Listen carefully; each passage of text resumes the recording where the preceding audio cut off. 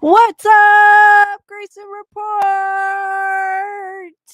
Happy Monday. What's up, Adam Ward, Fuzz,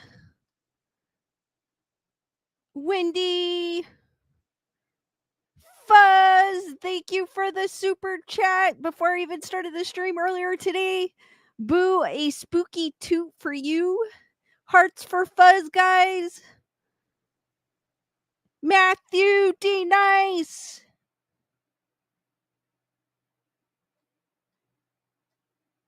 Bernadette, Julissa, Iva,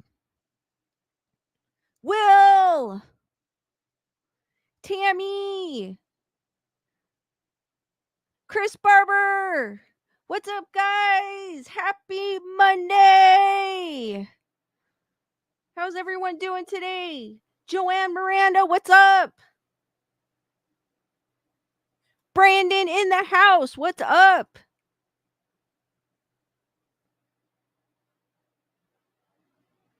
How's everyone doing today? It's hot here in Southern California. Or I should say, it's still hot here in Southern California. It's either there or is it just me? Brandon, thank you for being a member of the Wolfpack for 5 months. Wolfpack represents hearts for Brandon. And Fuzz as well for the super chat earlier. Oh, sorry to hear that, Chris. And what's up? Diane, what's up? Chris is saying the cold is really getting to me. It can. Joanne is saying still rainy here in Canada. I wish we'd get some rain. I wish we would get some fall weather. We're getting summer.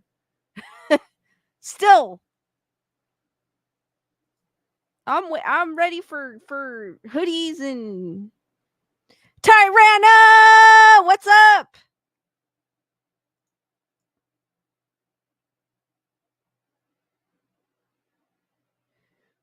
Wendy goes fall weather. Y'all cured my hiccups. Those things are annoying. Hiccups. Fuzz is saying beautiful 60-degree weather in New Jersey. Actually, that's nice weather. 60 degrees is nice for me. I think we were about 92 today. Chris Barber goes, isn't it always sunny in Yes, it is. Except last year, we had crazy rain. But they're saying this year it's not going to be as much. And I'm like, oh, because I kind of enjoyed it. I mean, it was crazy rain. It was like rain. It snowed in places that it doesn't normally snow. I mean, we got snow. We got like, it was hailing, but it looked like snow. So I'm going to take it as snow.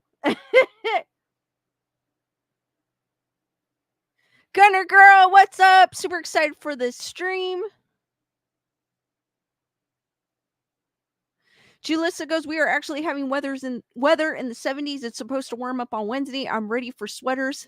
Same here. I am done with the Mother Earth does not know what time of year it is. She is going through menopause. She's hot flashing here in Southern California.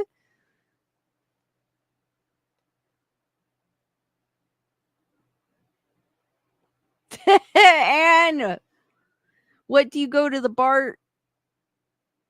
Happy Halloween. Cheryl, what's up?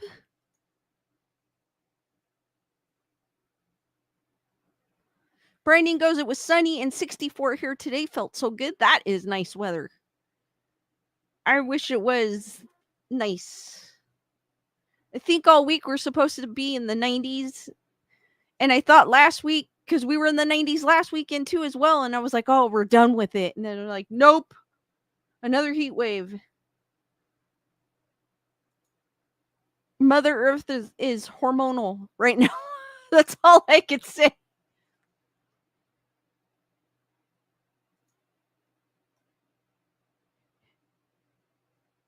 All right, guys, I got to put the music on. Hold on.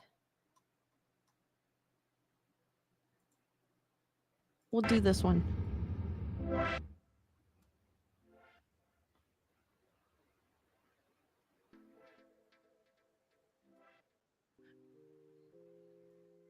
Or we'll do deep. Now I can't even hear it.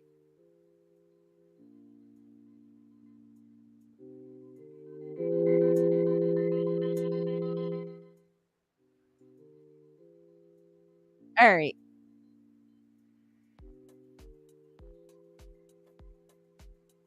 Iva goes, "Is that thing from Addams Family? I've been trying to remember its name for a couple of days." Yes, it is, Iva! D Nice goes, "Ghost skeleton love making music." It's alien love making music. Tarana goes, "Always love your hats. Thank you. I love beanies." Peg, what's up? Hey, Lisa, glad I made it. I kinda wanted one that said, "I want to believe," but I can't find one that says it. Elaine, what's up? So I went with the stay weird.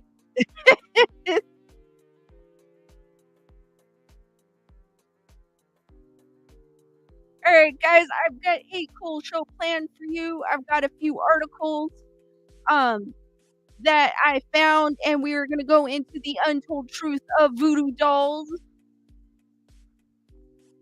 Bernadette goes, "Thank you, Lisa. Alien love making music." This is what you hear when the UFO is flying above your house, and then now you know what they're doing.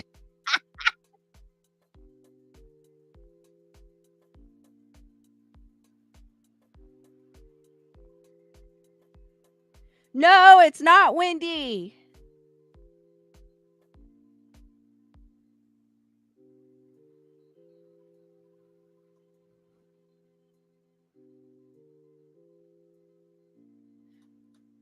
Oh, wait a minute. I think before my stream even started, there was a question about do ghosts fart? I was like, "Huh?"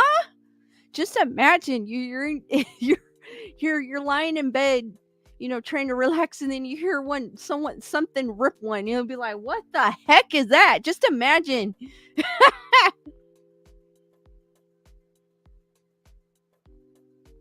I don't know if that would scare me or if I would be laughing. I'd be like, "I know it wasn't me. So who was it?"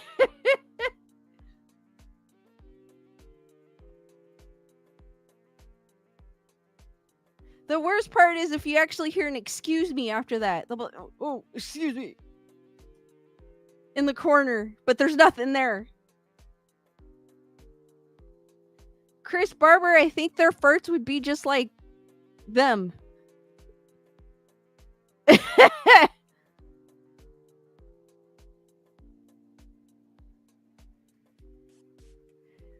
I don't think you'd smell it.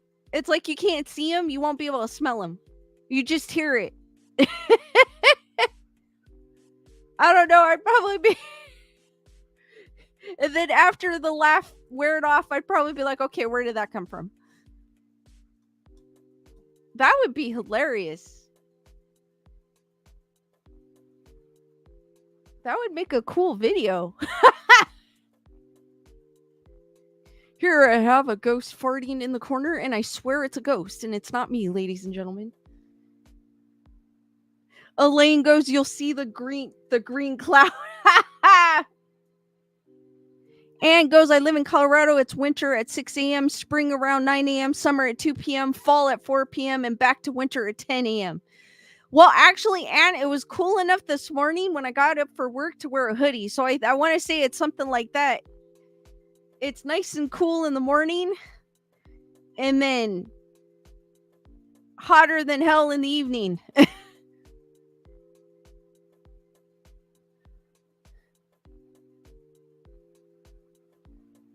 Bernadette goes, "My EMF would be going off like crazy if that many farts went." I don't know. I was watching. What was I watching? I was watching Jack Osborne's Night of Terror, and I mean it's cool, but the only thing he has it's cool. He uses different equipment than what I'm used to. Like he has this piece of equipment that's a REM pod and a temperature gauge, so it beeps So I don't know if if it was a hot one, it'd probably be beeping too. Wendy goes 40s this AM. I'm not ready. Oh, I wish it was. I think it was like 60s here.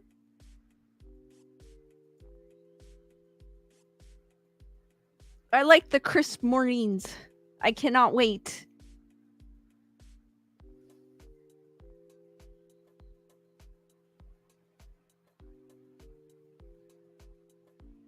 Or no, I need an IR camera. Or an SLS. I'll be able to see the fart.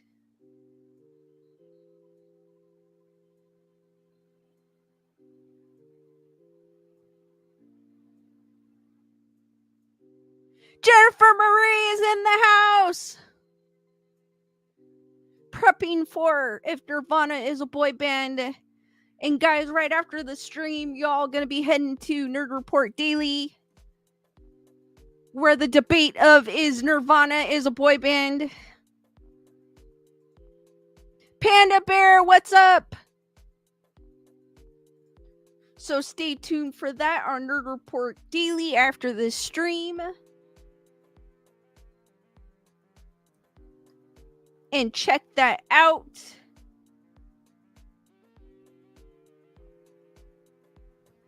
Bernadette goes, did you ever see that 80s movie High School Spirits? There was a ghost that farted in the shower and smelled. No, I haven't.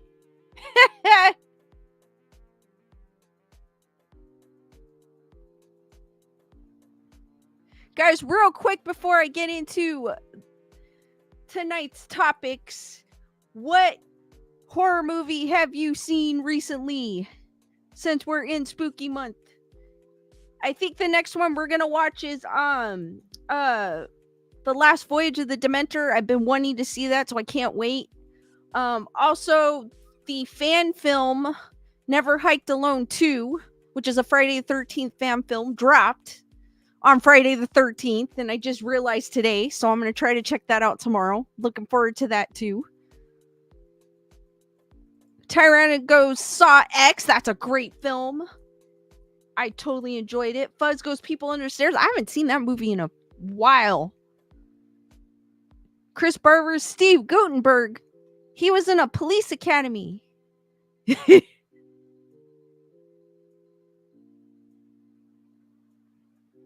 Wendy goes Cure My Hiccups, The Nun 2.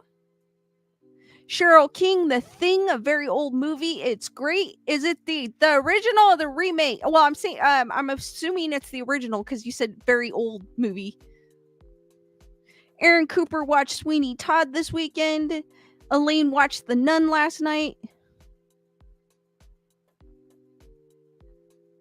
Matthew Coburn. Oh my God, why does that sound so familiar? Steve Guttenberg, Daryl Hannah, and Peter O'Toole.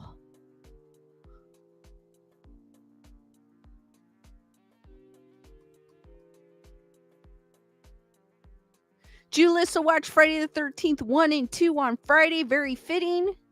My favorite, I guess, Scream. I don't know what you call it.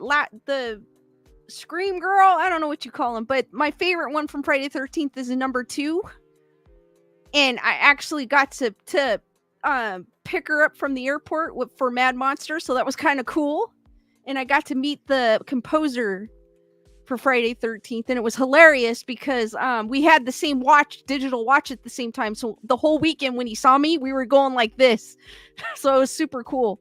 Super cool, dude. They both were. Scream Queen. I had a brain fart. It was all the talking about the ghost farting.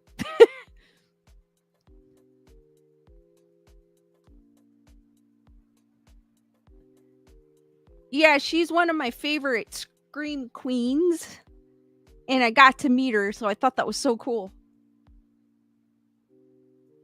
I was like, oh my God. I was like, Lewis, that's... Nah, I was cool. It was cool. Will Smith watched the new Goosebumps show on Disney Plus, oddly violent for a kid show. And I was stuck at work, but have the next 2 days off. What should I watch? I'm not sure what streaming service you have, so it just depends on which one you have. Fuzz goes mostly by fault with the farting go. Jennifer A, what's up? And yes, I could see your chat.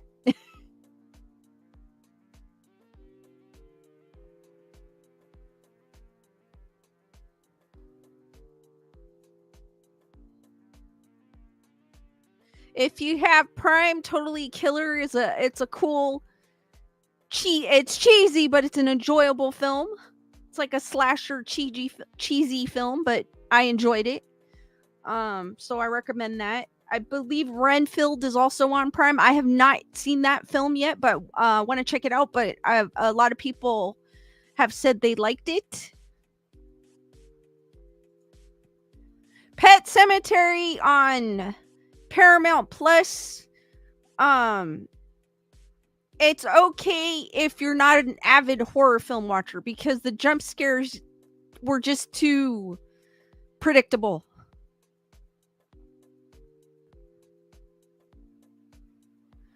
Fuzz goes, Honeydew is a good new one.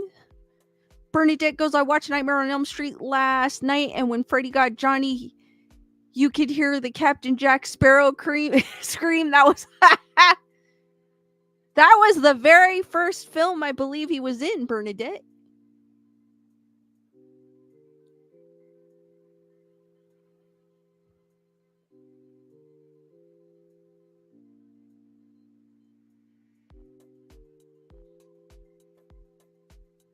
Winnie Marino goes, my grand is obsessed with Goosebumps. It was a huge, I never really read it when I was younger, but it was a huge book.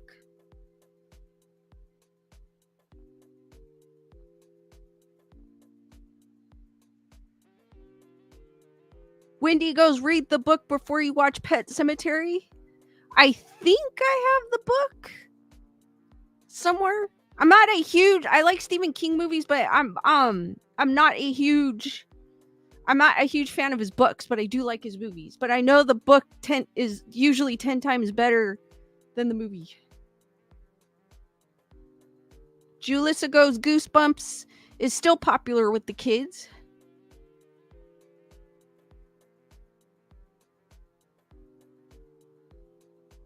And then Kevin Bacon's second film was Friday the 13th.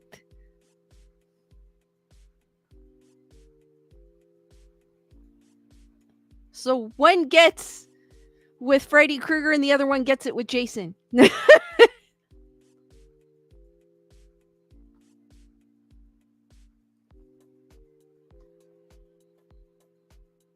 Fuzz goes, Tremors. Yep.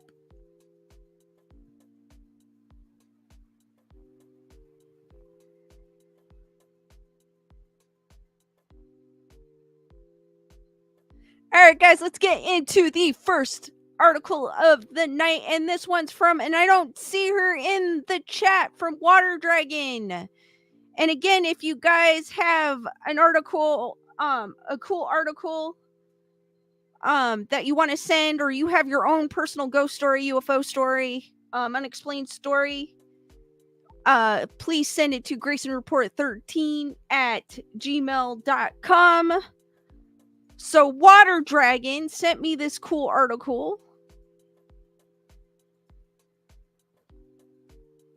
And I don't see her in the chat, so I hope she could see this on the replay. And this is I think it's Halloween Around the World. This is part 2. I read part 1 in one of my other lives. And this one happens to be about Japan. And it goes Shibuya and more. Halloween in Japan. Hey there, welcome to part 2 of our Halloween Around the World series, where we introduce you to wonderful, whimsical, and sometimes downright spooky Halloween traditions from all over the world. This week, we're going to Japan and taking part in its fantabulous Halloween street parties. Halloween burst into the scene in Japan in 2000 when Tokyo Disneyland hosted its first Halloween event. It was a smash hit, and soon other theme parks followed suit, making Halloween one of the biggest calendar events in Japan. Halloween in Japan is mostly for adults. There's no trick-or-treating, but there are huge street parties in places like Shibuya and Roppongi Hills, where people dress up in costumes. The costume range from classic ghosts, vampires, etc., to cuddly anime faves to downright terrifying ensembles. You'll also find people in costumes partying in nightclubs or creating a little chaos in a zombie run or flash mob. That sounds so cool. You can also head down to the subways where you can sign up for Halloween trains. Characters ride the train and party in costumes, a tradition that started in the 90s when groups of American expats started throwing parties on the trains. They left a huge cleanup behind back then, but today the party trains are much more organized. And of course, you can't forget about the theme parks. They're some of the most exciting place to be on Halloween. Head to Tokyo Disneyland, the place that started it all, Universal Studios Japan, I didn't even know there was one there, or Scenario Puroland for this place. Scenario, if you're a fan of Hello Kitty, oh my gosh, I know, I like all things spooky, but I like Hello Kitty too. Scenario Puroland for Halloween themed parties. That is it for Japan, dear reader. Come back next week as we continue our series, Halloween Around the World. That sounds, there's no trick-or-treating, so that's kind of weird because we're from where we're kind of used to it, well, here in the States. But guys, what did you think of that article? That sounds fun.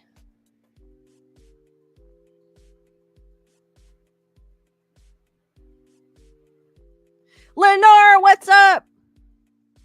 Julissa goes, my husband's great uncle was named Shibuya. He was Japanese. Oh, that is super cool. I know I'm half Korean, but I'm still, when it comes to Asian culture, I've always been fascinated with Japan. But a lot of Asian culture is influenced by Japan. So Julissa goes, scenario characters are so cute. I used to work at a scenario store in my early 20s. That is super cool, Julissa. I have a bunch of Hello Kitties. Not in this room, in the other room. In my room. Because I do like Hello Kitty. Gunner Girl goes, that sounds awesome. It does. It sounds fun because it's more like an adult type of thing.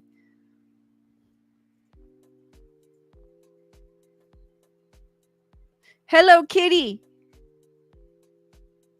Or Choco Cat. Choco Cat doesn't get enough love. I swear, and I like Choco Kitty.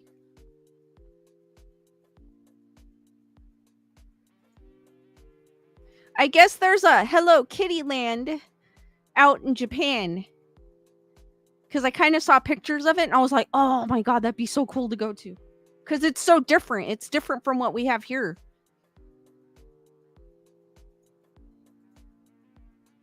And I didn't think, to be honest with you, I didn't know that Disneyland Tokyo is what brought Halloween to Japan. That is crazy. I would, but my room's a mess. My other room. Windy. Cheryl goes, sounds very fun. D Nice goes, where's Waldo? I know they must be fascinated with where's Waldo. There was a lot of where's Waldo in the picture, but hey, still a cool costume. Nothing wrong with that.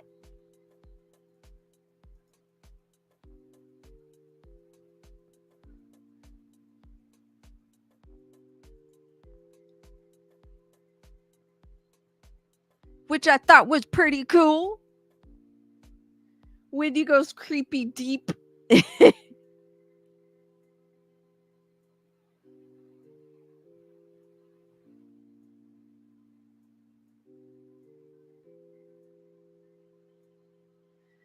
Bernadette goes, Japan has a Studio Ghibli land. I want to go so bad. Oh, I didn't know they had one of those too. I'm not much into anime, but I like all the little, the little characters.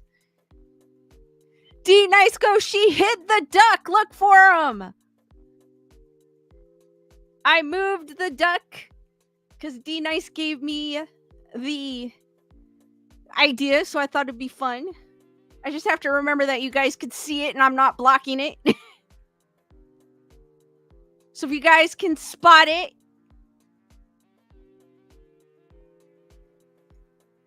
It is still in the background. It just moved because it has a mind of its own.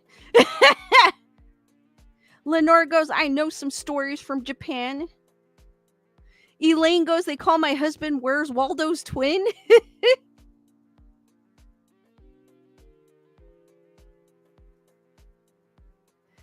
Iva sees it. D-Nice sees it. Chris Barber sees it.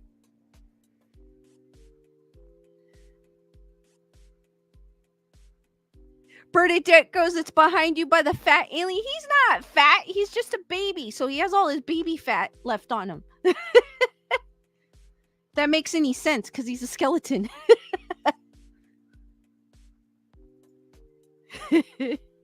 He's big boned. There you go.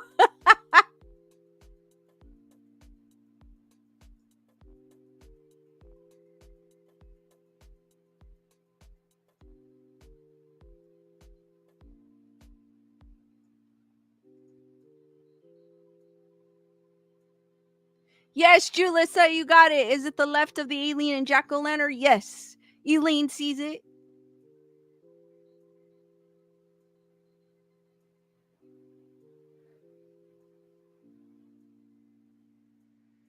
Yeah, he's big boned.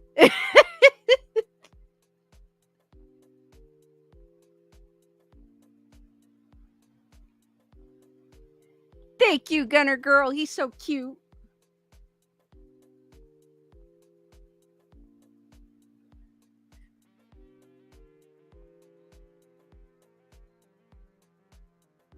Matthew goes, my name is Skill. Hey man, slip me some skin.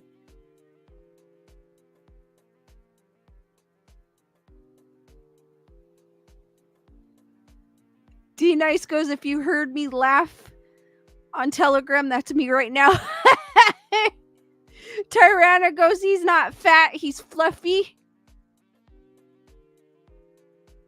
Chris Barber goes, I always said I was big boned until I lost weight and realized I was just fat. Are you, Chris? Come on.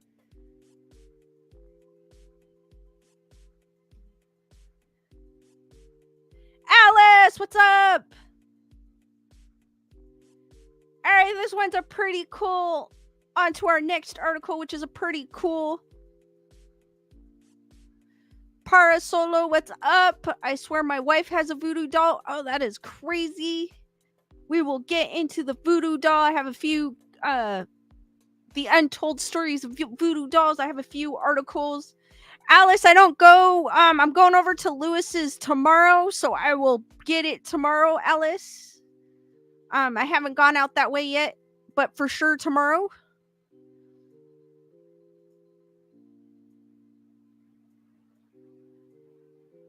A voodoo doll of you? How so?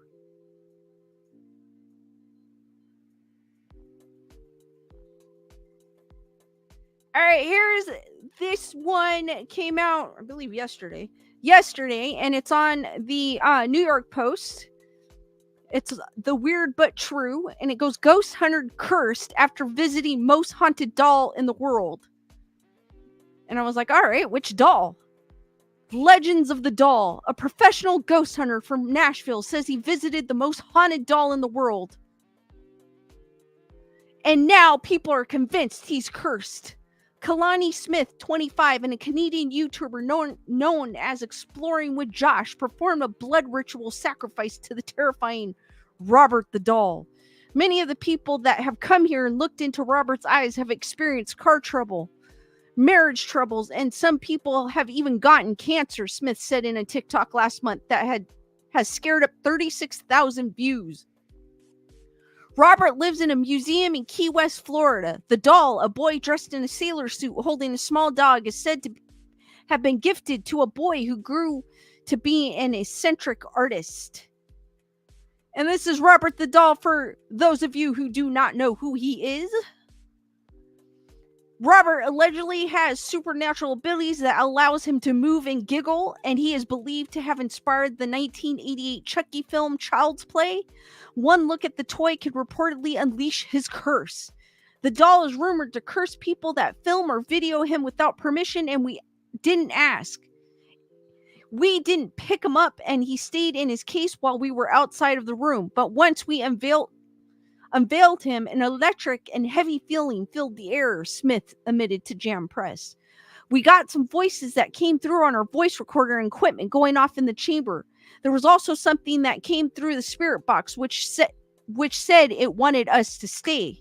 For his part, Josh posted an hour-long haunting YouTube video last week that showed the pair's blood offering to Robert. Things quickly turned negative. We got attacked after the blood ritual was performed and felt like he caught on fire. It got insanely hot, and then we both ended up throwing up, Smith explained to Jam Press. Josh was considering going to the hospital if his condition didn't improve. He was lying down, pouring water on himself, and we had to eventually leave the property for 20 minutes before returning to continue our investigation in Robert's chambers.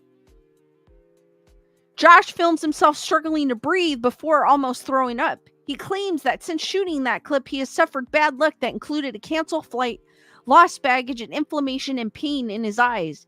He said he apologized to Robert and plans to undergo a cleanse as he can't take this anymore.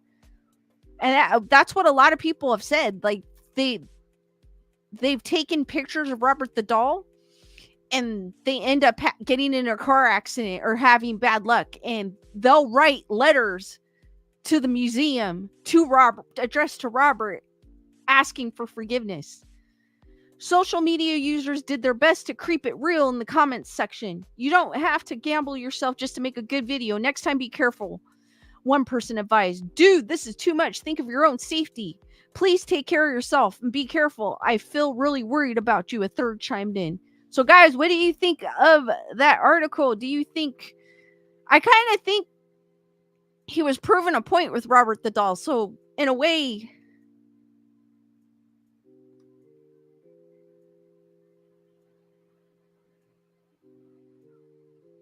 Matthew, that's what I heard. My buddy came out a few years before Chucky.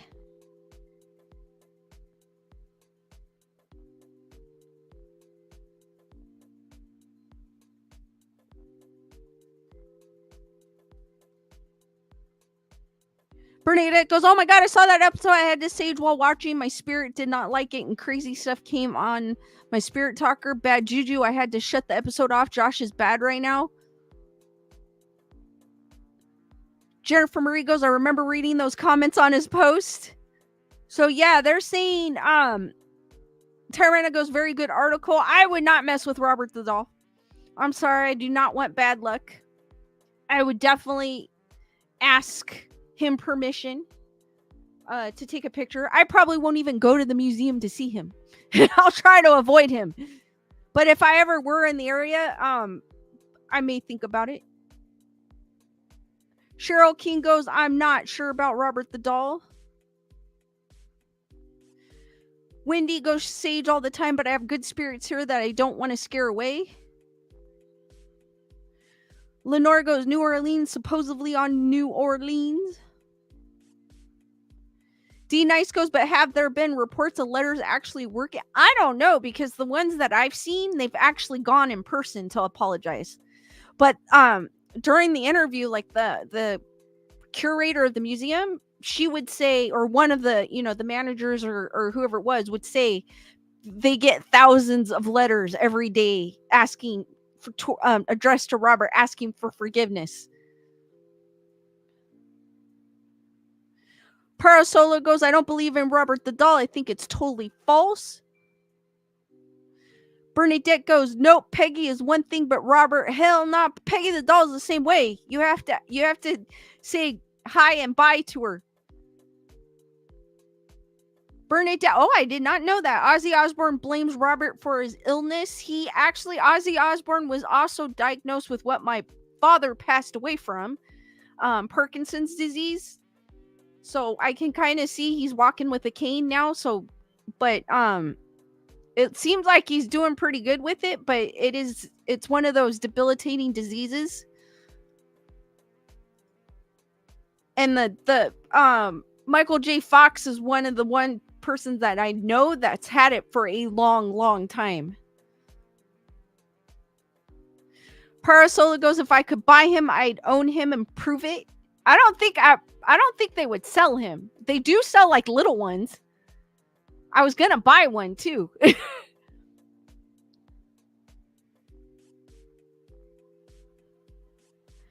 Matthew goes, Jack likes putting the replica around him to scare Ozzy. Oh, I know that. Jack has MS and he's doing pretty good too as well. I like when I was watching Night of Terror, he was like asking a question. So are you here to scare us? And the REM pod went off. And he goes, well, then scare us. It was the episode where he was investigating Glen Tavern Inn with his mom.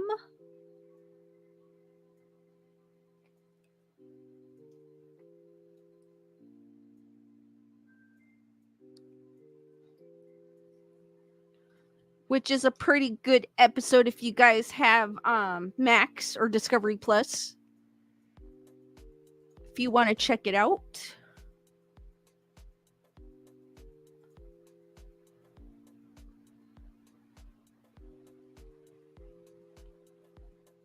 Bernadette goes, I honestly think from what I did see from the episode, Robert wants to be free and he's kept like he's in prison.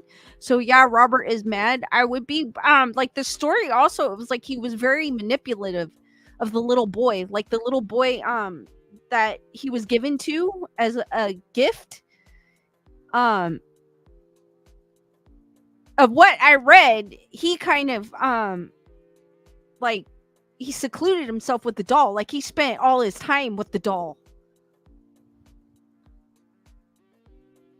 Tyrana goes, MS is hard. I have it. Fuzzes go, yeah, Jack's a nice dude. He's in my MS community.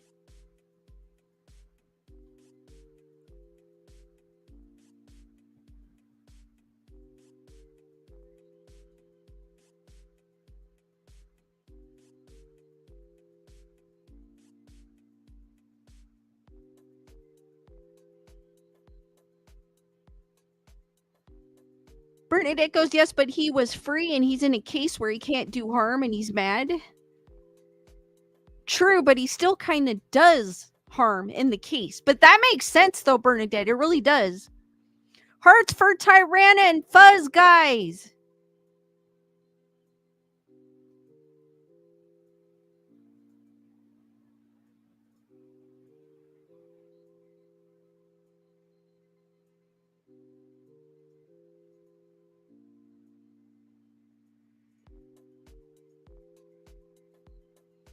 They are the real heroes.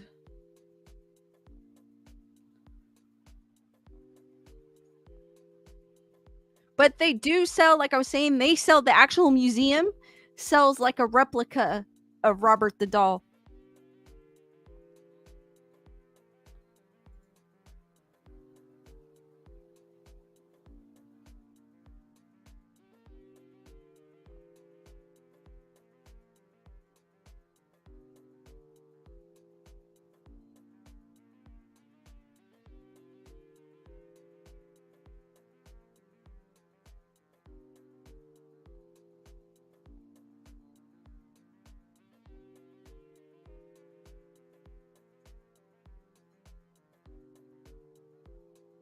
Trying to decide which article I want to do next. Before we get, because I'm going to end with the voodoo doll, so don't worry, guys. They're still coming. Bernadette goes, they said that people that buy things from the store there end up sending them back. No way, really? Fuzz, I saw them once. I will definitely get to them after the stream. I will read them on my next one, Fuzz. Joanne Miranda goes, replica would be just as creepy. I will check them out, Fuzz, after my stream ends, and I will definitely share them on my next live stream, which is Saturday at 8 p.m. Pacific Standard Time. Nerd Report in the house. Parasola goes, I want a voodoo witch to make me a voodoo alien. Oh, that would be super cool. Matthew goes, Lewis is a girl band.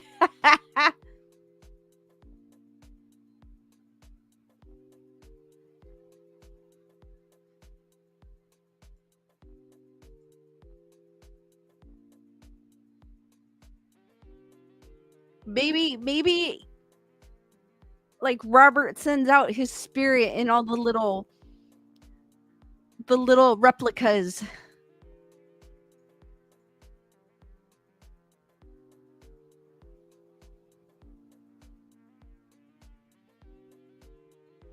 All right, I think I'm gonna pick this one because I like this story. I've always liked it, and of course I like to start it at the end of the article. Okay, this one's from Delos, and it's Trader Ghost, feminist icon, reclaiming the stories of La Llorona. This one actually popped up today. La Llorona seeps into memories in households across countries, emerging from rough terrains, desolate roads, and hollow creeks. Geographically diverse, the oral tradition and literary material of the mythical creature live in the rhythm of words and the fabric of Mesoamerican folklore. During the post-colonial era, La Llorona was portrayed as an indigenous woman who bears 2 sons to a wealthy Spaniard. He leaves her for a Spanish woman of a different social status. In a state of fury, she drowns her children and takes her own life. In limbo, she haunts Mexico's streets and nearby waterfronts, forced into atonement. This rendition perpetuates a common trope rooted in dominance over groups such as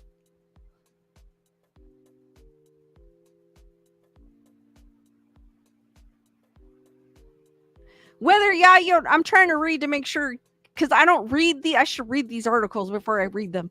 Whether La Llorona is held up as a form of resistance against oppression, owning her power, or reclaiming the mistress bruja within, the narratives of the wailing woman have endured for centuries, reimagined into a radical icon. Stories and interpretations.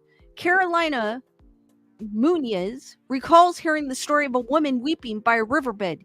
It was a stormy night in Jalisco, Mexico, where she was visiting family. There was a river with a grassy cliff nearby, and it was told to me as something that happened locally, said Muñez, a second-year English PhD student at the University of South Carolina. At age 7, her imagination soared with an immense sense of fear around the sensations and sounds evoked by the spirit. I remember thinking about her crying, she said. But this is merely one tale of La Llorona. Throughout the years, she has become a Latin American legend who has crept into the depths of storytelling that's been passed down for generations. The first official documentation of La Llorona is in the 19th century sonnet by poet Manuel Carpio. There is no reference to infanticide, but La Llorona is portrayed as a ghost after being murdered by her husband. In Guatemala, stories described a maligned woman who drowned her sons to cover up an affair. In Venezuela, the story is tied to colonialism, and the grief is for the murdered children. La Llorona is sometimes deemed an apparition. The mythological creature mourns her kids, who in some variations take their own lives. Sometimes she consumes new souls with a dagger in her eyes and sharp nails. I never heard of that one. That's kind of interesting. These macabre interpretations are rooted in different regions throughout Mexico, Central and South America, and are popularized in the Southwest of the United States. We can talk about Mexican national identity through her. We could talk about indigeneity, gender, sexuality, trauma, mourning, all of these things that are difficult and painful, said Orquídea Morales, a professor at the University of Arizona who focuses on the intersection, I'm not going to read that word, and horror in film, theater, and television. This article is now, yeah, and you know why. That is not a word.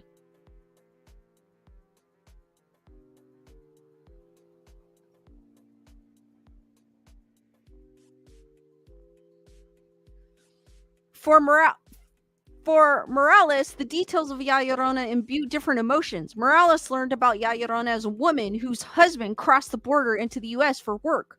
Her child accidentally drowned when she tried to find him as they crossed the river. She dies out of sorrow. I grew up on the border back and forth, so I empathize with her, said Morales. Our idea of what terrifies us changes across time and space. Other tales illustrate an immortal spirit cloaked in a long white gown, hair flowing to her knees, condemned to roam for eternity as a form of repentance, tied to both religious divinity and sanctity. Her story is told as a cautionary tale for children, instilling discipline and a message about seduction and a wayward husband, or shared as a form of entertainment. The lure of horror within Latin culture can serve as culture can serve as an exploration of society, a way to tap into experiences and emotions that can be difficult to talk about, or as a way of gathering and passing along pieces of history. The fascination with this genre is seen in motifs like El Kukui, a boogeyman, and the shapeshifter Nagul. The only thing that's preserved that's continued in time has been oral tradition. These stories, legends, and myths, Munoz said, it's also necessary to know what ideologies and ideas structure these stories to understand better what it was like to be a person, specifically a woman. Ya Llorona influenced countless songs, literature, and visual art forms. The folk ballads dedicated to the lamenting woman channel communal pains, sung by Chavela Vargas, Joan Baez, Lila Downs, Lola Beltran, and Lucha Villa. There's a contemporary iteration of the legend that definitely privileged certain historical, sociological, and cultural facets and implications of the legend, Munoz said.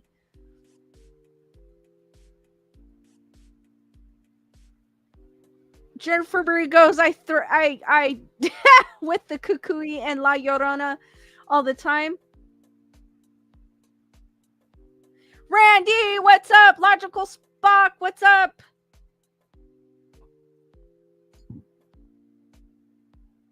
I know, Julissa. How dare they use that word? I agree.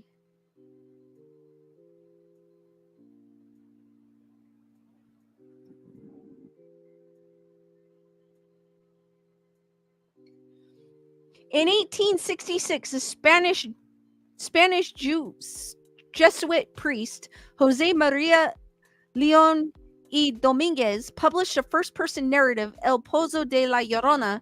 Some scholars speculate that this story reached Mexico and then was integrated with indigenous mythology that shaped the Llorona popularized today.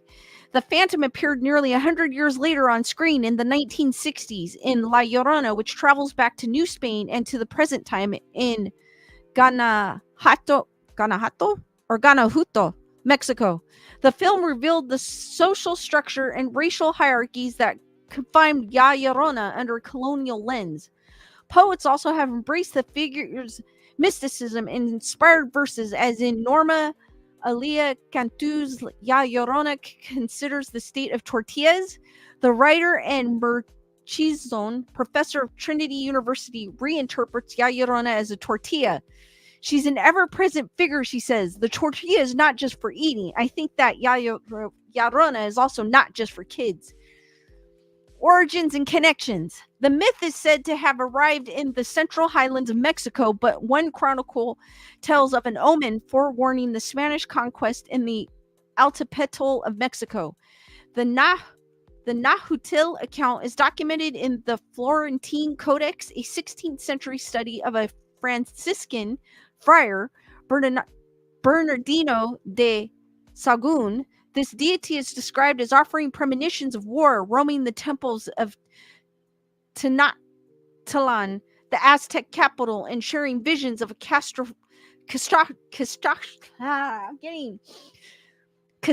catastrophe before the arrival of the Europeans. I was getting tongue-tied. Sorry about that, guys. Contextualized within the Aztec pantheon of gods, Ya Llorona is associated with oh my god, I'm going to butcher this. Chihucotil, a fertility goddess and snake woman.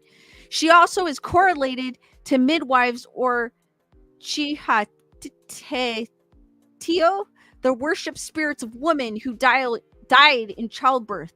The functions of these deities are multifaceted, personified as the mother of children killed in war and a metaphor for a sacrifice to save the Aztec Mexica culture from colonial rule. But in the work of Chicana feminist writer Gloria Anzaldúa, she explains how the feminine entities were reduced to hideous child-eating demons summoned to the underworld, where they assumed the suffering of Mexico. What scholars like Anzaldúa and Morales explored is the complex dichotomous split placed under patriarchy that the Spaniards furthered. These portrayals were a mechanism to indoctrinate religious and political dominance. Tonantzin and the Virgen de Guadalupe, revered and pure, are idolized, where Cotlicu, Aztec I'm so butchering these names, I apologize, Aztec mother goddess, and La Llorona are objectified. It is a lesson to remain pious, said Morales. Whew.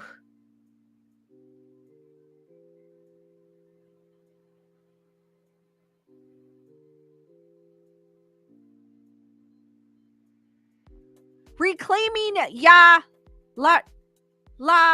Llorona. La Llorona is conflated with characteristics found in the vilified La Malinche, Malintzin, or Donna Marina, viewed as a traitor for serving as an interpreter to the conquistador Hernan Cortez and mothering his son, who symbolized the first mestizo. Literary writer Octavio Paz' 1950 essay, The Labyrinth of Solitude, defines Mexican national identity by christening La Llorona alongside La Virgen and La Malinche. These mother figures are central to his analysis of the destruction of Aztecs as they assume the nation's collective misery, humility, and blame. Whew. Sorry, guys. This migration set the stage for her adoption into Chicano nationalist rhetoric, which placed La Llorona as the bad mother next to the traitor La Malinche, wrote Morales in her academic dissertation. The Chicano movement of the 60s and 70s reignited Malinche and used the term Malinchistas for Chicana feminists who asserted their place, calling for gender equality. So does this really have to do with La Llorona, or are they adding the feminist thing to it? That's what I'm wondering. Because I wanted to know about La Llorona. But this is like going into who assert their place, calling for gender equality. The Mexican Trinity became a national symbol, fueling heteronormative roles.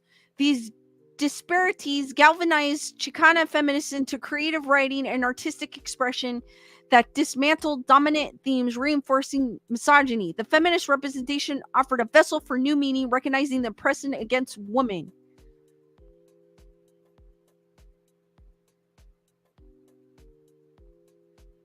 Thank you, Gunner Girl. Chris Barber goes, she's reading it better than I.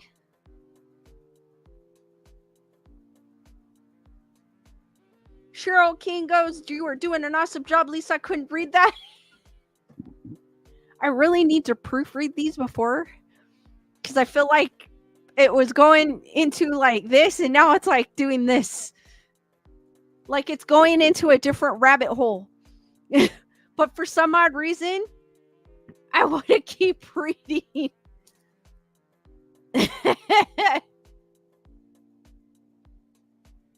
Bernadette goes, can we get a choo-choo super chat train going for Lisa for reading all that? Let's go! Fuzz goes, there's still many that worship the old gods, so the lore is still strong. Terry Rana goes, awesome stories, Lisa. You're doing great. Lenora goes, keep going. Anzaldua's book, Borderlands, La Frontera, the new Mestiza, laid the foundation for much of the Chicana feminist literary canon, pushing discourse forward. discourse forward. Cultural producers began redefining the Llorona architect, reasserting her agency in the borderland space. A pathway to subvert the negative depiction of Ya Llorona was built by the likes of writer-activist Cherry Moraga, who interrogates gender power dynamics in her play The Hungry Woman, a Mexican Medea.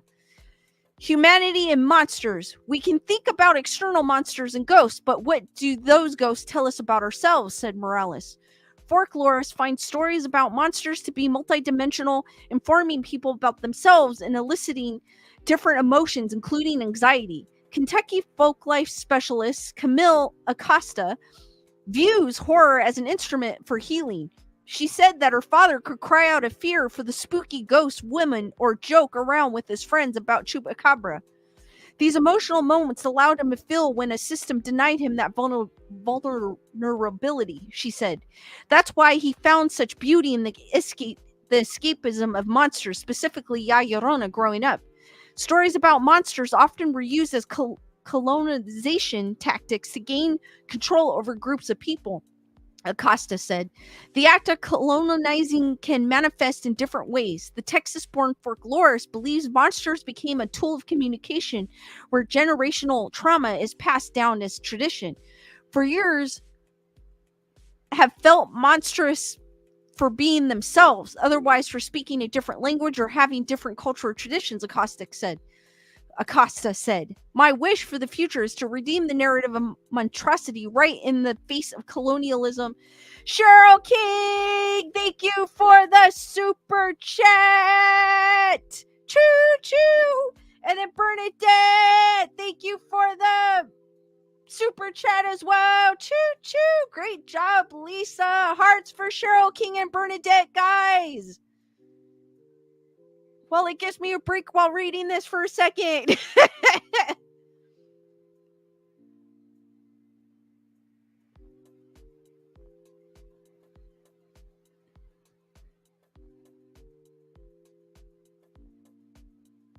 And say, I'm proud to be monstrous being. I'm terrifying. I'm strong. I'm different, but beautiful. Acosta hopes monsters never leave her side, including Ya Llorona. I hope she's always at least a river away, she said. Whew! So, guys, what did you think of that article that went completely... It kind of gave it kind of gave a different perspective of it. Of Ya Llorona.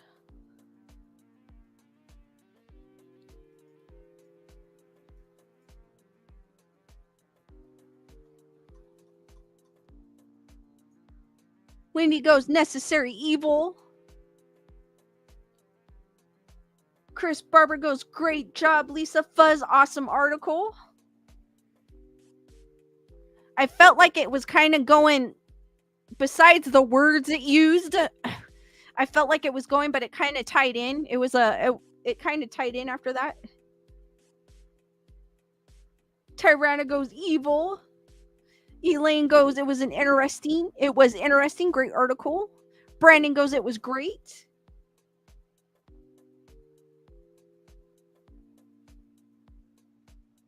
D-Nice, thank you for the super chat. Let's go so she can buy an extra water in case. Hearts for D-Nice. Thanks, D-Nice. Osiris, what's up? Excellent read, Lisa. Thank you. Cheryl, great job reading it. Lisa, was different. It definitely was. It was like a different take on it. Gave different stories in different areas. Wendy goes, brought it in. Great. It did, actually. I thought it was like going this way, but it actually kind of brought it in, so it was pretty cool.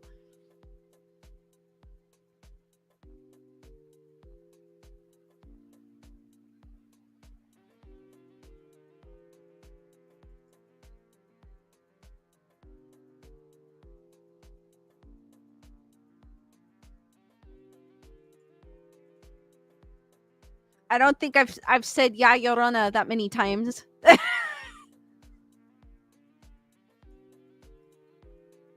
But it is a story I do like. I liked it is one of the folklores that I do love reading whenever folklores pop up. Fuzz! Fuzz, thank you for the super sticker. Hearts for Fuzz. Thank you, Fuzz. D Nice goes, I like that story too. It's always been one I liked ever since I think I heard about it in Spanish class in high school. And it was always a story I was always drawn to. Probably one of my favorite ones.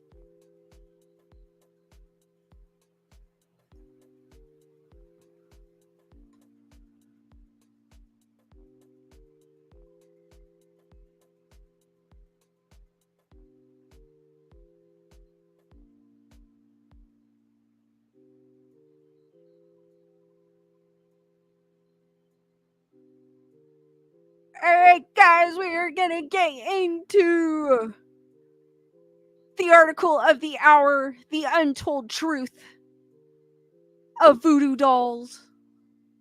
And then I will open it up for questions and answers after that. It kind of does, Wendy. If you're not listening, you'll be like, huh?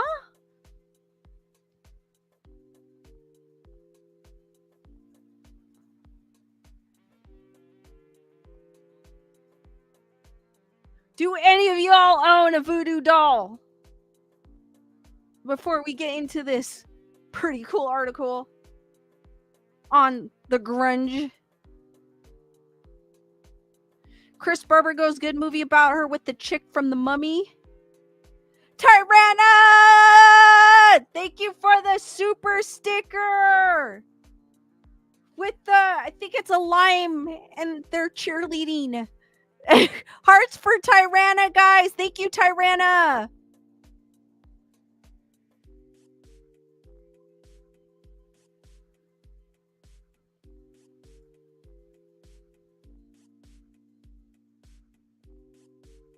Joanne had one once.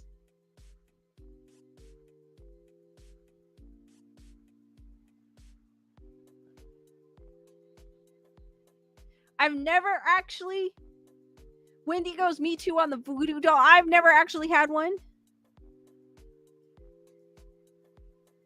I have the little keychain ones that they have, but I don't have an actual voodoo doll.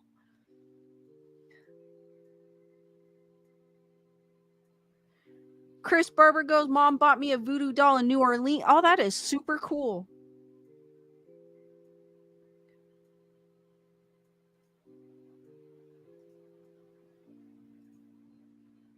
That's actually kind of cool, Chris. Carbonized Stardust, what's up? I just brought a crochet pattern for voodoo dolls, Halloween decorations, but you never know. That sounds cool, Carbonized Stardust. If I knew how to crochet, man. One of these days.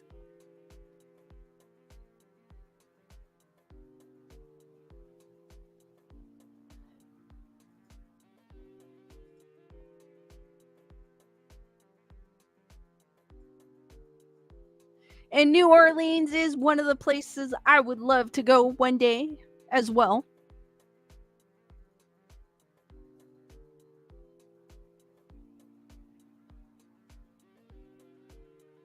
Fuzz goes, you need the hair of the person you want the doll to be too.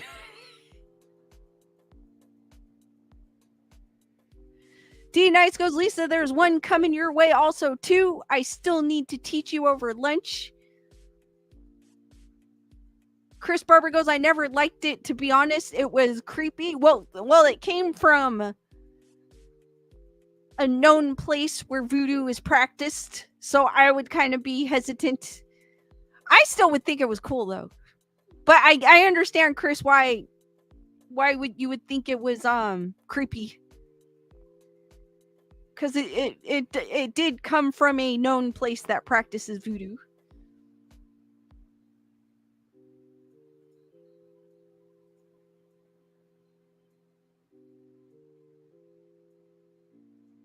But this article is from The Grunge and is the untold truth of voodoo dolls.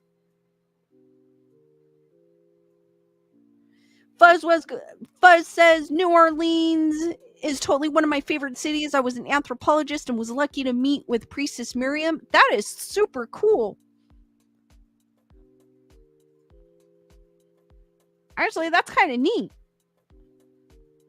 Chris Barber goes, New Orleans was a fun town.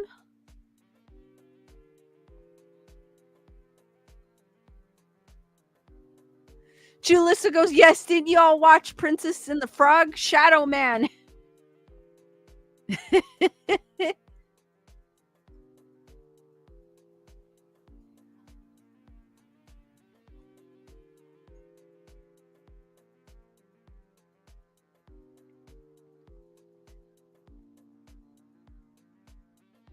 Fuzz goes, yes, her place is awesome. That sounds like a cool, that sounds like a cool experience, Fuzz. Chris Barber goes, great live music. I can imagine. Lenore! Thank you for the super chat hearts for Lenore, guys. Now I'm going to start saying everybody's name like I do Tyrannus.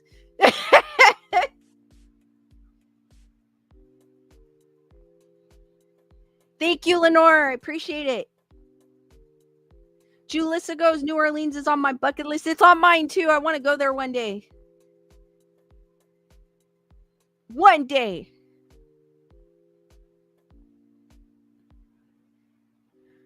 Voodoo dolls can be found in virtually every open market and tourist shop across New Orleans and beyond. Their appeal as decorations is even more widespread. They dangle off zippers on backpacks and sit on shelves. They imbue any given room with an aura of darkness and power. The voodoo doll has a pretty well-established image in popular culture. It's a small figure that very loosely resembles the intended target, the person the voodoo doll is meant to curse. The bearer of the doll inflicts all sorts of torture on the little figure, and those tortures are enacted on the target as an act of revenge or just general cruelty. Pushing pins through the doll is most common, but you could also set it on fire, rip it apart, or damage it in any number of other creative ways. Fuzz goes, oh yeah, I studied rites and rituals. It was a great experience. That sounds super interesting. Super interesting. Cool experience. All of that is dead wrong. Hypothetically, if you want to use them that way, you could give it a shot, though you should probably try counseling too. But that's not what voodoo dolls are intended for at all. According to Live Science, it's just one of the many misunderstood parts of the voodoo faith, alongside animal sacrifices and zombies. One of many misconceptions that have stolen the spotlight from what the followers of voodoo actually believe and practice. What Hollywood has made of voodoo dolls has little in common with their actual history and use. Let's dig into the untold truth of what voodoo dolls really are. They're a tourist trap. There is one central location that most people probably think of when they think about voodoo dolls and where they can get an authentic one, and that place is New Orleans, though Haiti certainly has its share of the choice as well. Every gift shop you go to in New Orleans has some form of voodoo doll you can purchase, even if it's just a keychain or a pin. There are bound to be some authentic ones sprinkled in there, but the gross majority are misrepresentations meant as souvenirs and not actually used by voodoo practitioners according to learned religions. The site goes on to explain what these touristy dolls look like and how they are all essentially the same. Two sticks woven together to form the shape of a person, some sort of cloth covering, black sewn eyes, and decorated with various pins or feathers to give it a little personality, none of which matters in the least aside from making your doll look better than the next tourist effigy. Take a look at the actual voodoo dolls on display at the practitioner-owned Voodoo Authentica, and you'll see the differences between what any given gimmick shop is selling and what an authentic voodoo doll looks like and it's intended for.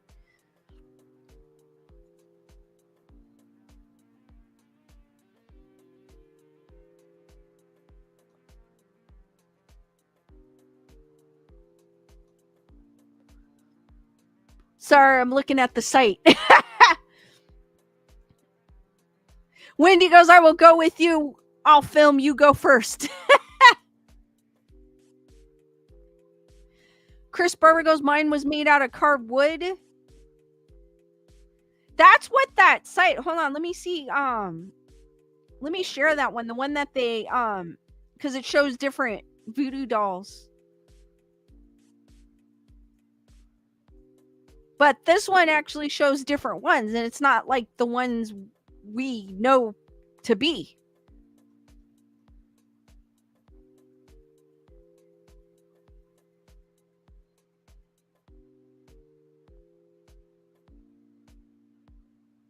They're actually kind of cool looking. I mean, these are kind of what, but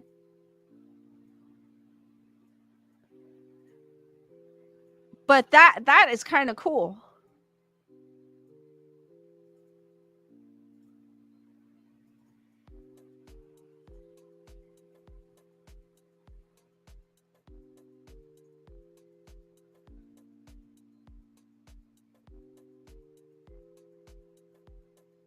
Brandon goes, Hoodoo is the actual dark version. Voodoo is the light version. It comes from Haiti.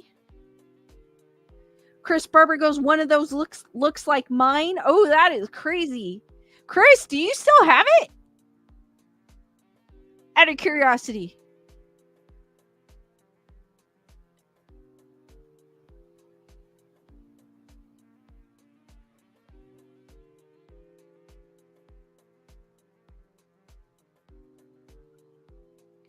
They are incorrectly linked to cashew dolls.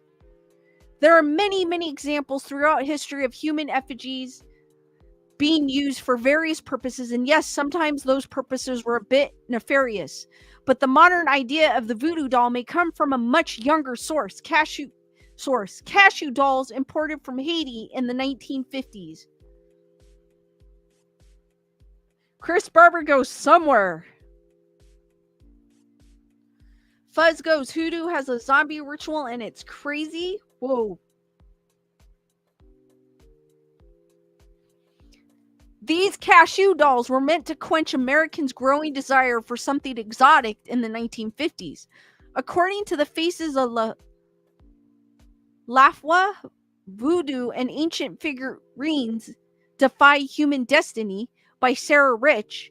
Unfortunately, for the children who might have received them, these dolls could have been lethal. The eyes were made of jaguarity beans, which contain a toxin similar to poison ivy that could be fatal to infants if swallowed. In 1959, the U.S. Public Health Service issued a warning about the lethality of these dolls. That warning contributed to the negativity surrounding voodoo and voodoo dolls, even though cashew dolls were completely different entities. It became its own stereotype, with the general public lumping all similar-looking dolls into the category of voodoo dolls, when the fact there was very little relations between them. As with most stereotypes, however, this one has proven tough to stomp out, with many people still associating all voodoo dolls with one specific evil purpose. Delay Alex goes, New Orleans has plenty of voodoo hoodoo shops. Chris goes, I don't have it sitting out anymore. Wendy is referencing the Godsmack song. Wait a minute. Wait, hold on. Let me see if I can remember it. Because I haven't heard that song in a while. I don't think I can. I was going to sing a part of it.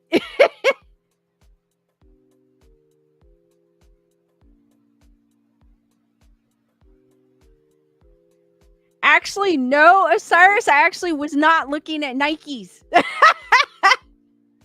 Osiris goes, we know what shoes Lisa is ordering next. Fuzz goes, the real shops are in the rough neighborhoods.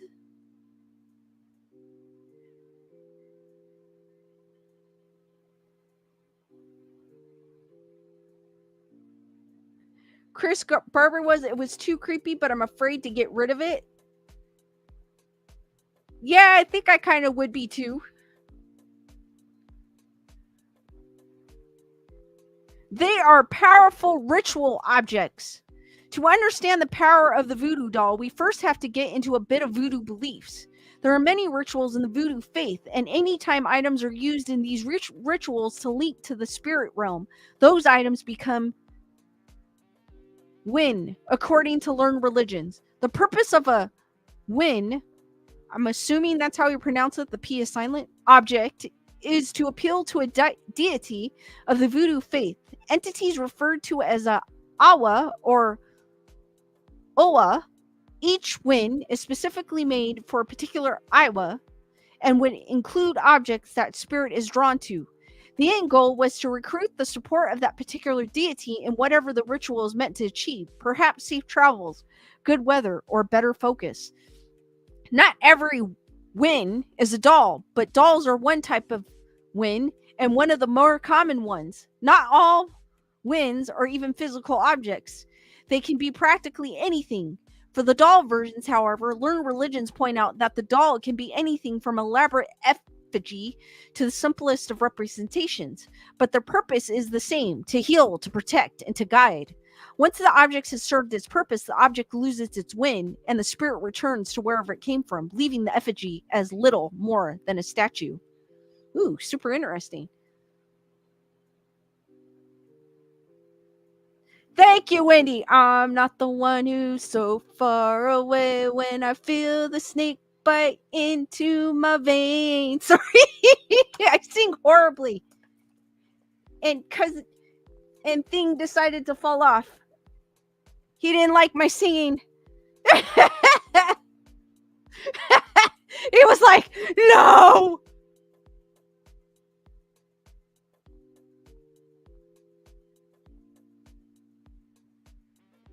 And if you guys are familiar with that music video, he actually performs a Wiccan ceremony in it.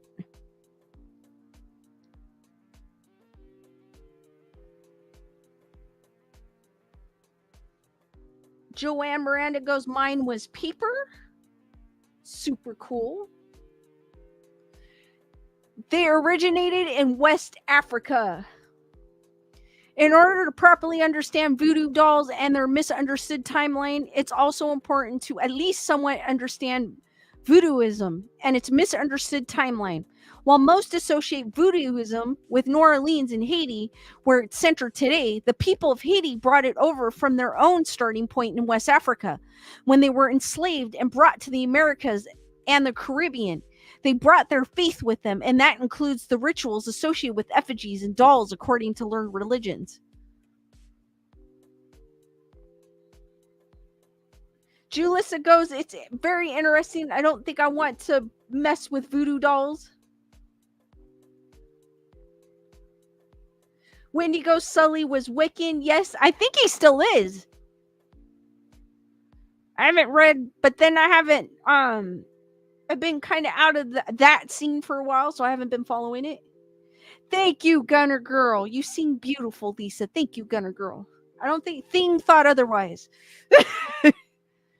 That said, they aren't the only people to use dolls in religious rituals. Some Native American tribes use Kachina dolls to represent the spirits they revere.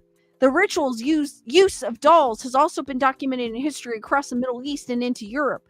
But with the growth of religions such as Christianity and Islam, neither of which takes a sympathetic stance toward effigies, the ritual use of dolls have declined. And they are used for positive purposes. Not only are voodoo dolls not meant to be used for evil purposes, they are in fact intended for the complete opposite. They are meant to be used for someone who needs help, though the definition of that help can vary from person to person. The type of help needed will dictate which type of doll will be used. For medicinal purposes, a witch doctor or voodoo queen will create a minkisi, a wooden human effigy with a pouch to hold medicine meant to heal whoever requested the piece be made. Once they are cured, the medicine is removed and the doll essentially dies. There were other positive influences that dolls could be used for as well, to ensure a happy marriage, to help children pass school tests, and to provide protection on a journey, just to name a few, via Zhao Kowalski Institute of Archaeology and the Ancient World. According to learned religions, religion, dolls could also be hung from trees near graveyards to allow the spirit realm to be reached when needed. And speaking of the spirit realm, the Brooklyn Museum tells us the type of dolls known as kondi were used to employ the spirit realm in finding a wrongdoer. All positive things, nothing having to do with the revenge or torture. They have to be made of the right stuff. Oh, oh, oh, the right stuff. Sorry, every time I see that, I think of that song.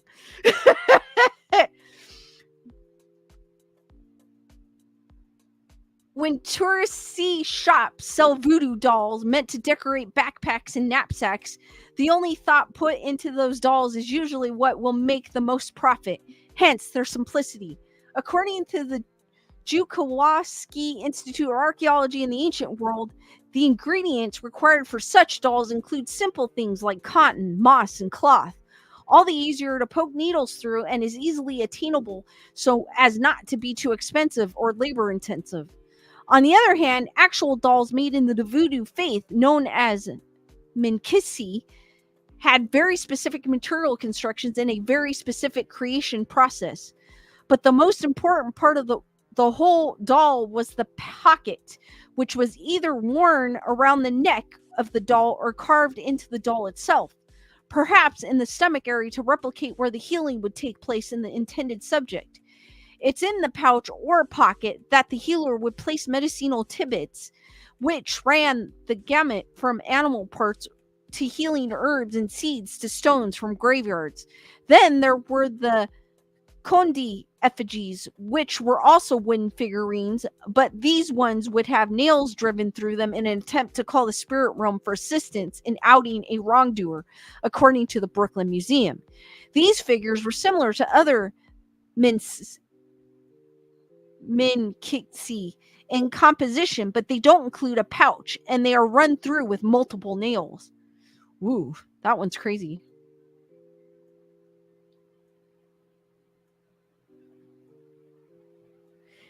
D Dice goes, everyone must not get distracted by the ads. It's a nice jacket. Bernadette goes, that's my jam. Lisa, New Kids on the Block, a real boy band.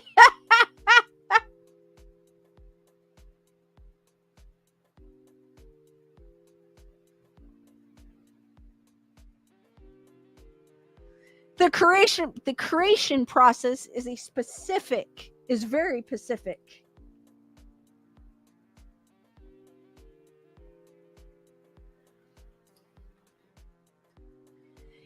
It's not an easy process to make a proper voodoo doll. It happens in multiple steps, and the makers are never to be known to each other, according to Jalkowski Institute of Archaeology and the Ancient World.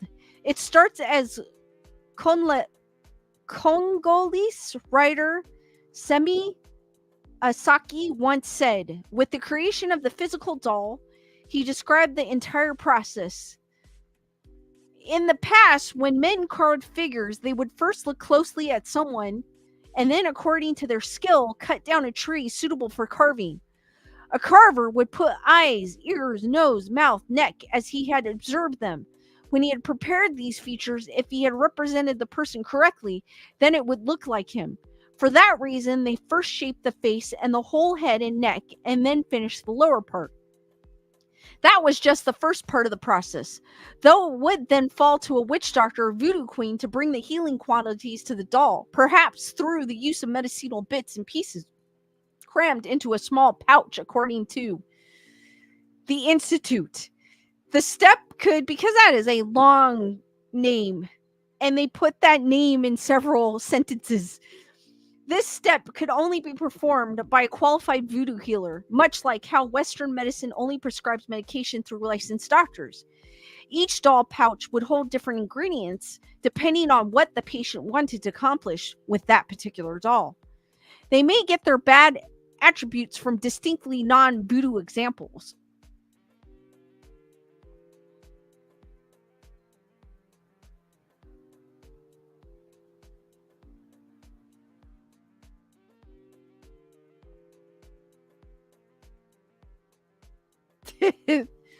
For all the links between Buddhism and Caribbean and West African peoples, there are plenty of other examples around the world and through history where dolls were used in an attempt to change fate. According to Sarah Rich, the faces of Lafwa, Voodoo, and ancient figurine defy human destiny. An example from ancient Egypt was found where two dolls were used to bind one lover to another.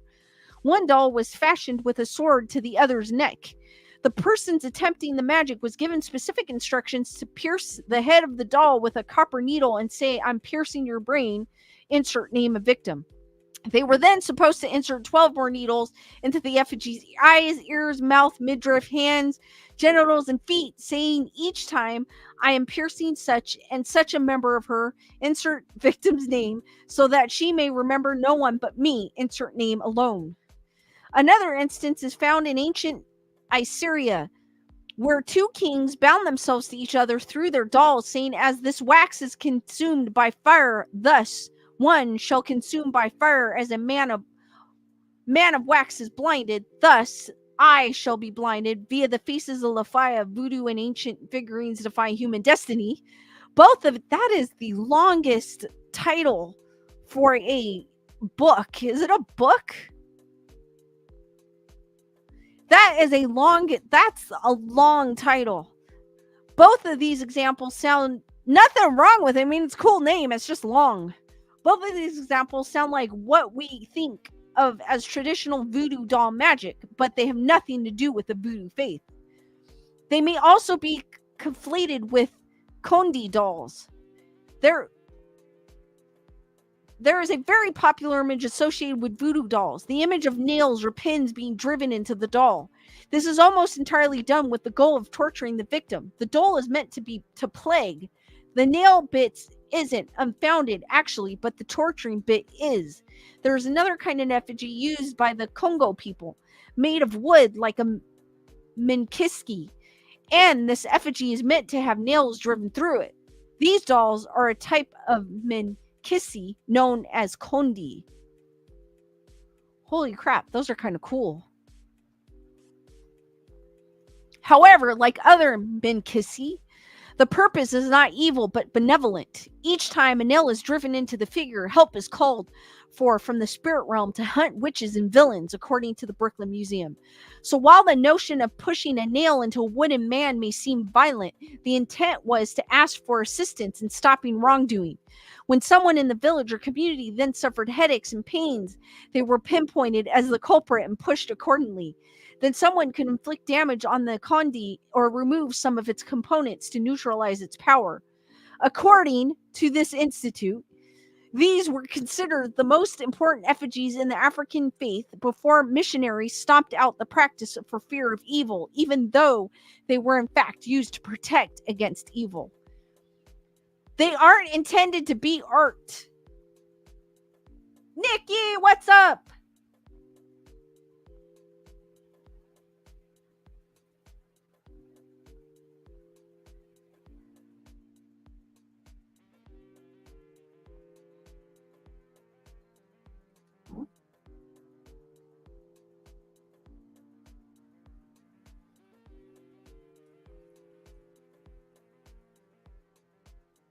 I don't know what happened, but I agree with Nerd Report.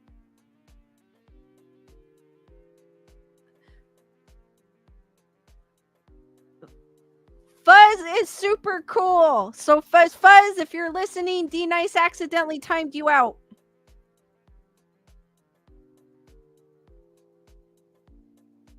I'm not sure if you're listening, but she accidentally timed you out.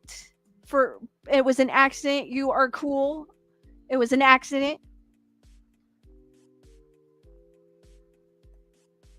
Jennifer Marie is like, Fuzz is the coolest. Fuzz is back! Fuzz is super cool, guys.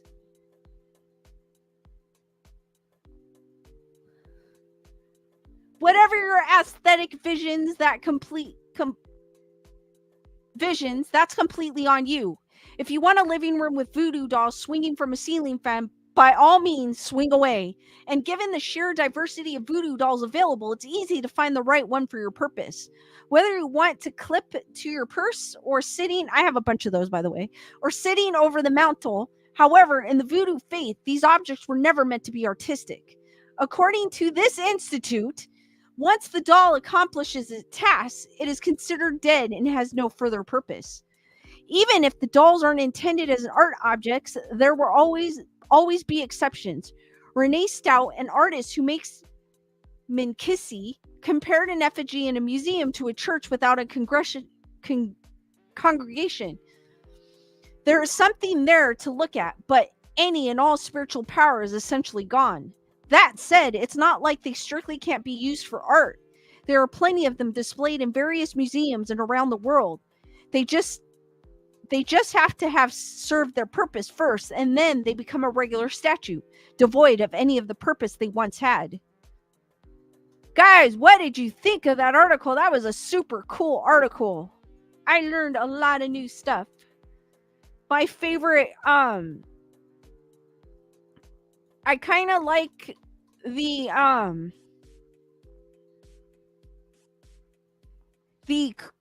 Condi statues, where they're actually wooden and you would drive the nails in, but it was as a protection, not for evil.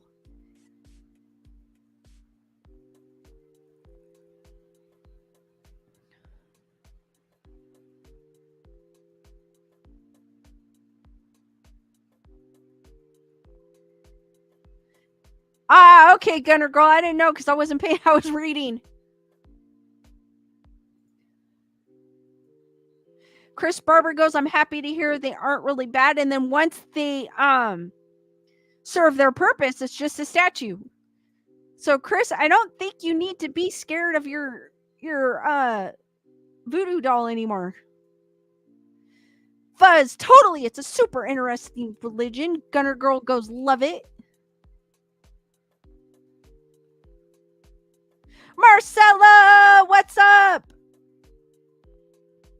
Cheryl King goes, loved it. Elaine really liked that article. It was a super interesting article, and it really was. It was very informative. It wasn't one of those articles that left you hanging. Nerd Report goes, Lisa's studio is insane. Tyranna goes, I love it.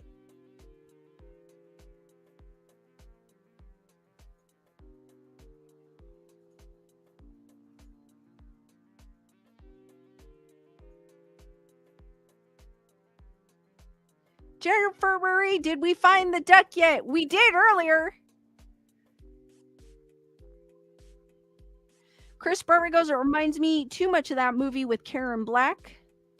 Jennifer Marie goes, never mind, I just found it.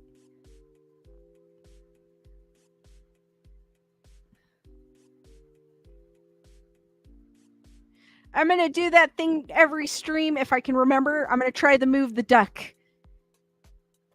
Nerd Report goes, I see all my stuff in her studio. It's not all your stuff.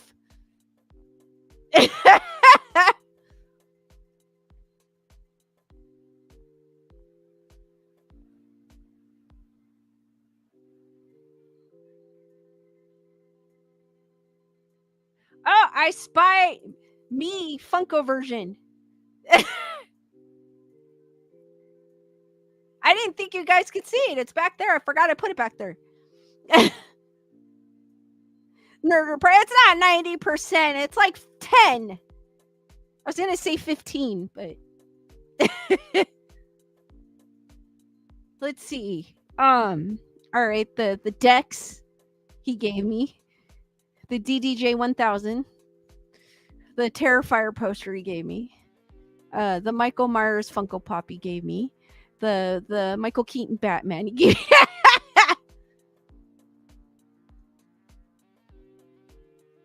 Nerd Report, I need that. Mine, it's actually a Grayson Report one. It says Grayson Report. Jennifer Marie goes, you should dress the duck with a pirate eye patch for Halloween. That would be super cool. If I can find one small enough. Fuzz goes loves Terrifier. I just recently became obsessed with Art the Clown. They're gonna re-release Terrifier in theaters on November 1st. I don't remember if it's the first one or the second one, and they're gonna show like a teaser for Terrifier 3.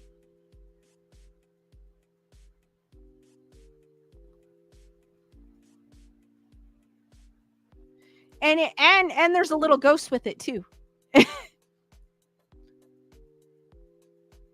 Wendy goes, I'm making a canvas for you, Lisa. Super cool, Wendy.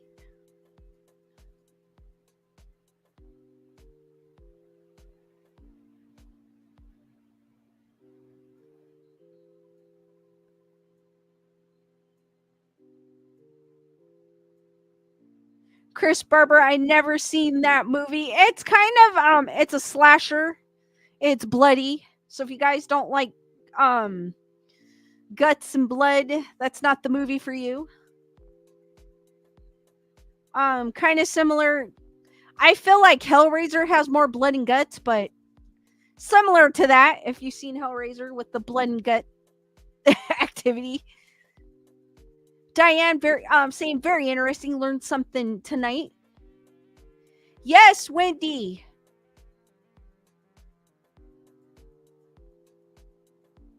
But if you do send anything to Lewis's P.O. box, just make sure my name is not on the package. Just put a note inside for me. Chris Barber goes, slasher is my jam. I do like slasher films. I like cheesy slasher films too as well.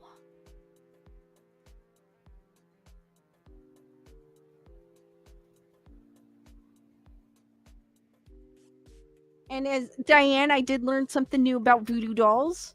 I've always thought of them as evil, but there are some that are used for protection, which is super cool.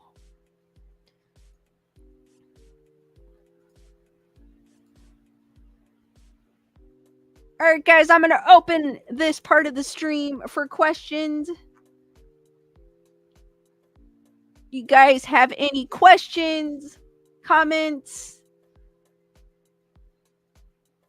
constructive criticism? No, I'm just kidding. I just like saying that. Wendy goes, Pinhead kept me up for decades. Wendy, thank you for being a member of the Wolf Pack for 2 months. Hearts for Wendy, guys. And D Nice has dropped the link to the P.O. box. So if you guys want to send me anything, just remember, put Lewis's name on the package. Do not put my name on it because I am not on listed. So they will send it back. So put Lewis's name on the package and put a note for me inside. And just let me know if you sent anything, and then we could.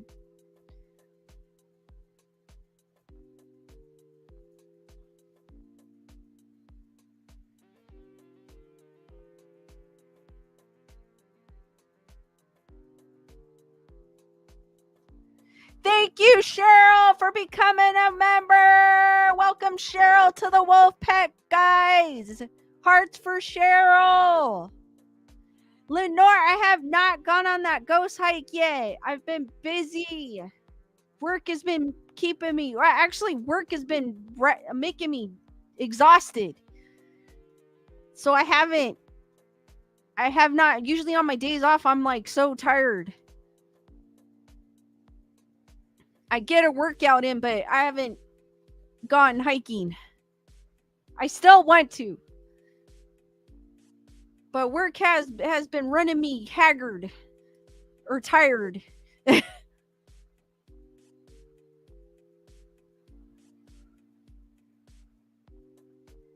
D-Nice! Thank you for gifting 5 memberships!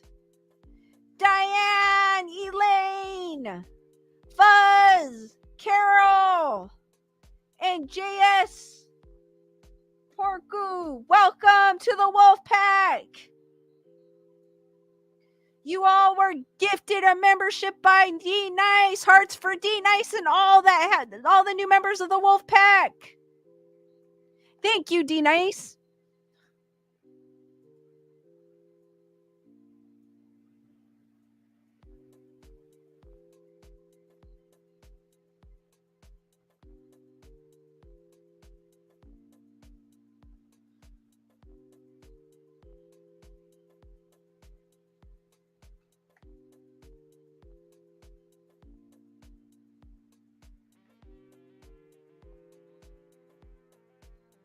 All right, guys, keep the questions going.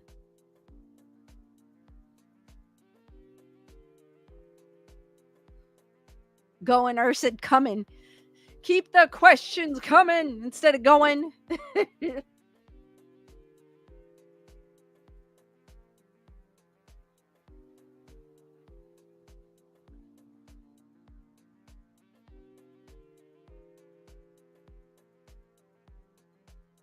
Anybody have any horror movies that they're going to watch next on their list?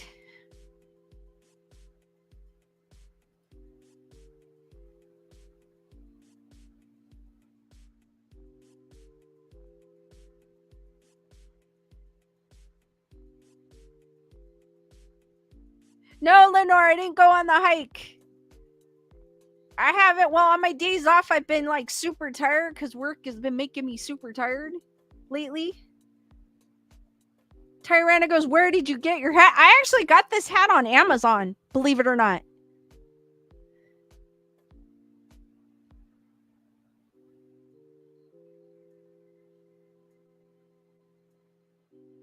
So I haven't had a chance to go on the hike yet. Fuzz goes, yep, doing one night for October. Tomorrow's Fire in the Sky. Oh, super cool. I did that last year. I actually watched a horror movie every day for the month of October. This year not so much, but I am watching horror movies, but I kind of watch horror movies all year round. Chris Barber goes, not horror, but Renfield next.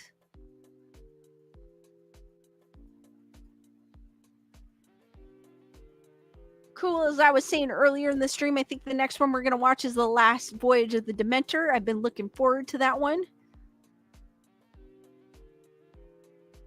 D Nice goes, I got my hat on Amazon as well. The one I wore when we met. Oh, cool. That's where I get most of my beanies.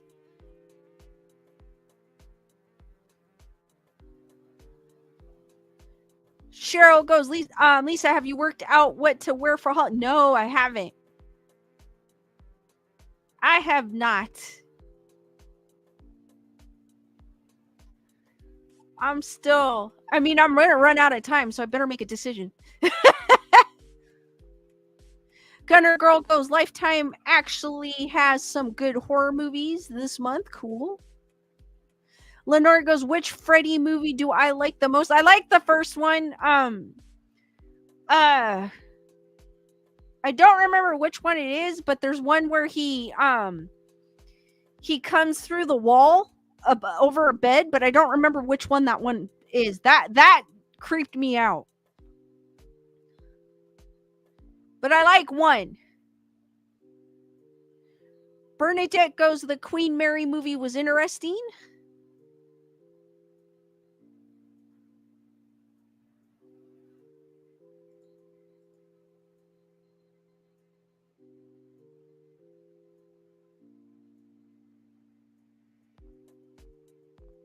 I know there's also like a it's kind of I don't know if it's a prequel, but it's not a prequel, but it's what Terrifier is based on. But it's another movie. So, and I saw it was on Shudder. It's a Damien Leone film, so I want to check that one out too. I forgot the name of it. Let me see if I can.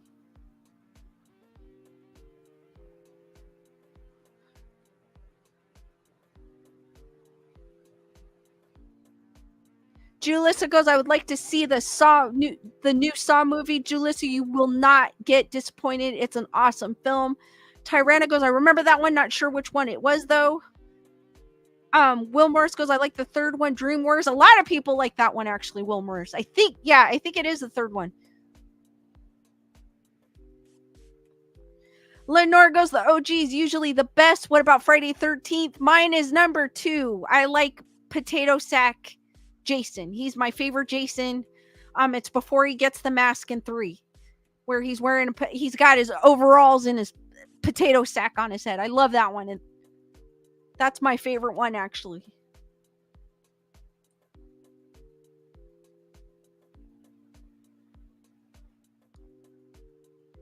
Fuzz saying, yeah, it's that one. I was looking it up too to see if it was on.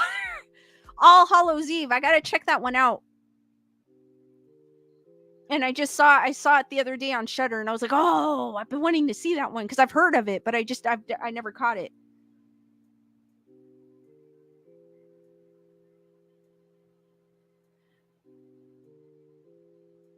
Wendy watched the OG Friday the 13th in theaters? No way. That's super cool. But Jason happens to be my favorite slasher. But I do like Michael, and I do like Ghostface. Cheryl King, I don't like gore, just scary. Lenore goes, what about Stephen King movie? I like the newer It with Bill Skarsgård. The second one wasn't so good, but I like the first one. And then I like it was a TV movie, but I remember watching The Langoliers. It was a TV movie. I like Pet Sematary. I like Christine. The Shining. I like all his movies practically, or all the movies based on his books. The original Pet Sematary with Miko Hughes.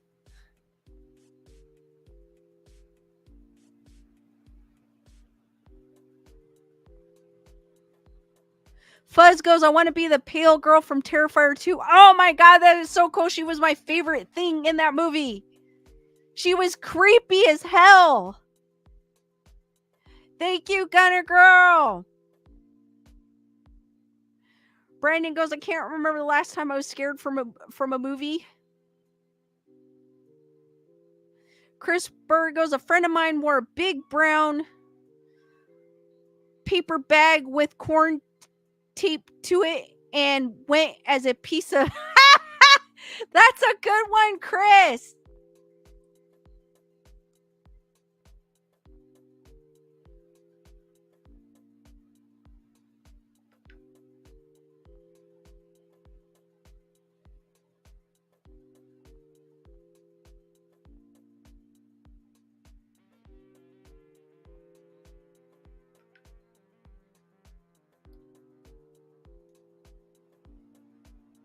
Will Smith goes, I hope that the Friday the 13th Crystal Lake A24 show actually happens.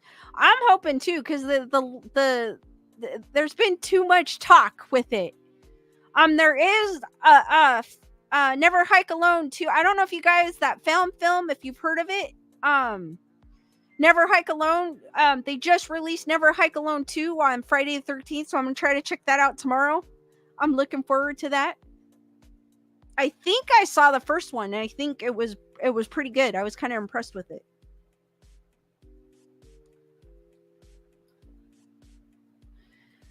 Lenore goes, which paranormal movie? Like the Paranormal Activity ones, Lenore?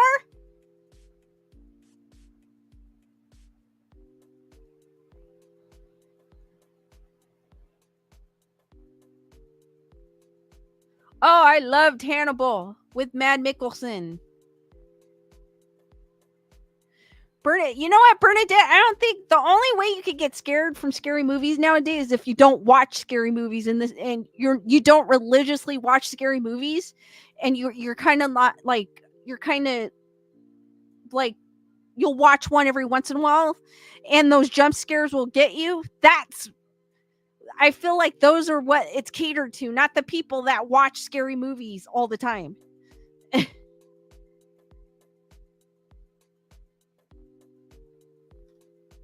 At least that's what I felt like Pet Sematary, the new one that's on Paramount Plus was. It was catered to people that aren't avid horror movie watchers. Paranormal Activity. I liked the marked ones. And then, you know what? I pretty much liked all of them, but I liked the marked ones, but I pretty much liked all of them because the panning of the camera. That always, I don't know why, that always was like, oh, what's going to pop up? Like, that always caught my attention because the camera would pan and it will go this way and you wouldn't see anything, and it will pan this way, you still wouldn't see anything. So that's what I liked about them. It was just that shaky cam panning. Maybe not so much the guys, and then right after this stream, guys, head to Nerd Report daily at 9. Once I end the stream, it will redirect you. It should redirect you automatically to his stream, so you guys don't have to worry. You'll be there once after this. Bernadette goes, that's just so sad, but I want to be scared. Guess I could watch Barbie to scare me. I still have yet to see that movie. Guys, you'll know when I see that movie. I'm gonna be like, I'll post a selfie watching the most scariest movie in the world, and you'll see the pink behind me.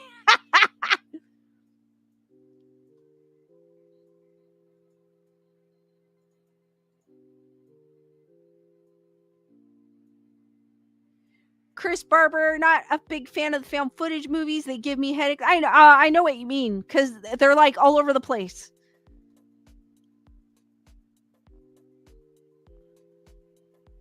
Jennifer Murray goes, whatever, Barbie is funny and it's not all what you're expecting. I know, Jennifer, I can't really say anything because I haven't watched it, but I just like saying it is it's the scariest horror movie of the world. Because that's when Wednesday would say that. Because of all the pink. Julissa goes, I'm dying to hear your review on Barbie. You know what? I may do that.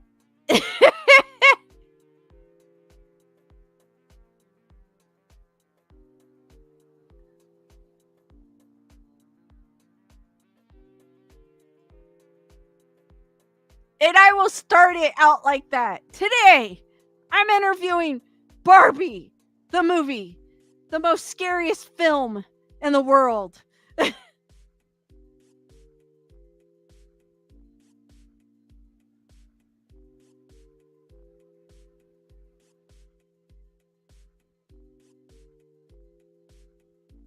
Jennifer Marie goes, yes, do it. I will when it comes out on streaming. Which probably shouldn't be it should be any time now. Because things come on streaming right away.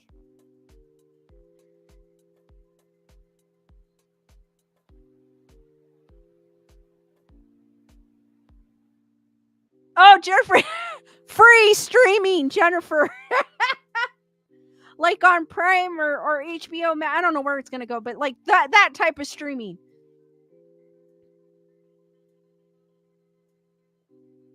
I don't know if it's streaming. I think it's supposed to go on Max. One of those two. Something was supposed to go on Max. I'll start looking for it. Cheryl King goes, the Birds movie from Hitchcock frightened me so much. I was 8 years old. I love Alfred Hitchcock. I grew up watching him. I don't watch him that much, but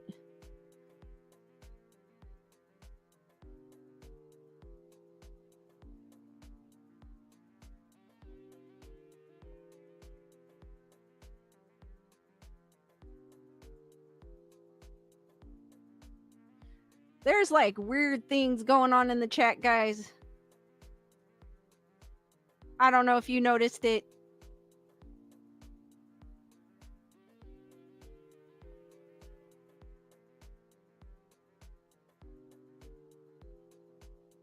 Julissa goes, I went into the theater thinking I was going to hate it. I must say I enjoyed 60% of the movie.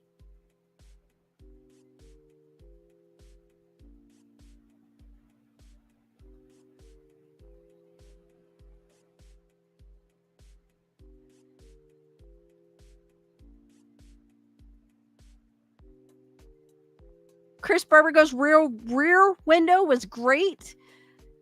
Diane goes, the scariest I get is comedy mixed like Lake Placid. Heather, whatever, what's up? Brandon Torres goes, before I knew it was fake, the Blair Witch movie freaked me out. Tyranna noticed. It's been more than once, too, Tyranna.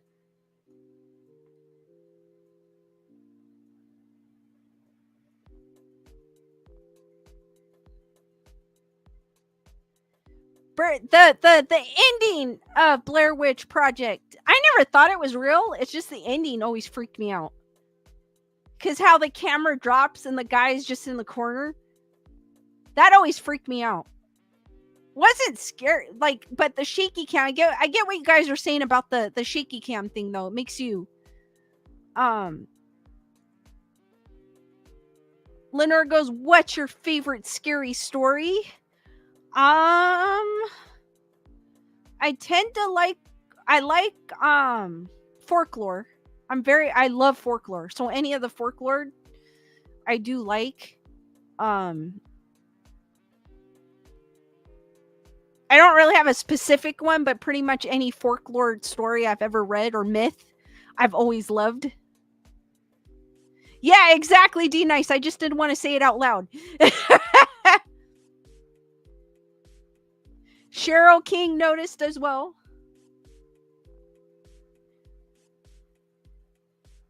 It's the subject matter, guys.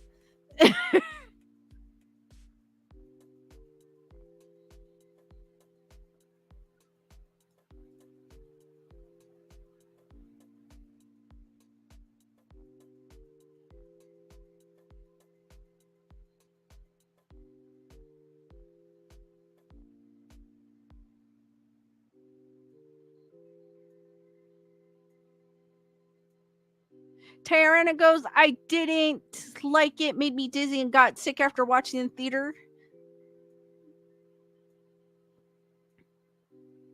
Brandon Torres goes, "My favorite scary story is Lewis convincing people that Nirvana's a boy band." Delia Lux goes, "I was actually kind of curious about that one. The House of Usher on Netflix is pretty good so far."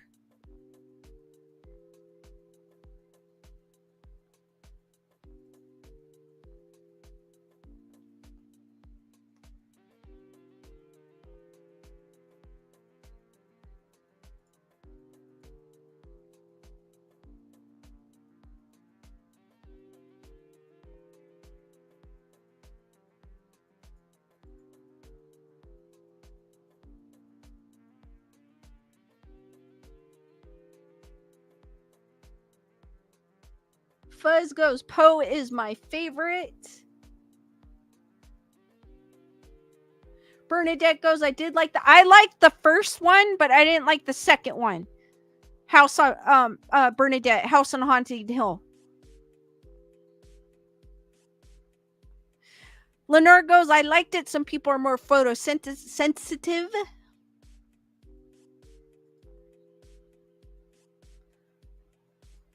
Second season. I liked the first season of House on Haunting Hill. Oh my gosh, it was amazing.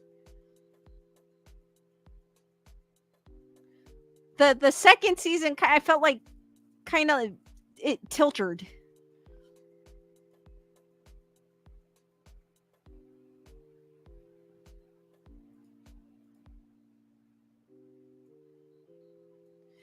D Nice goes, "I'm okay with shaky cams, not okay with flashing lights."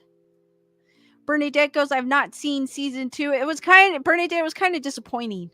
So you're not missing much, but if you want to watch it, there's nothing wrong with watching it though. Brandon's asking I have not watched it. Brandon, is American Horror Story worth watching?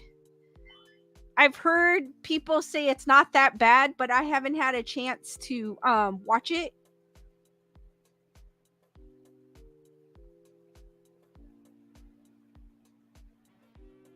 Thank you, Heather Whatever, for your PayPal. Hearts for Heather Whatever, guys.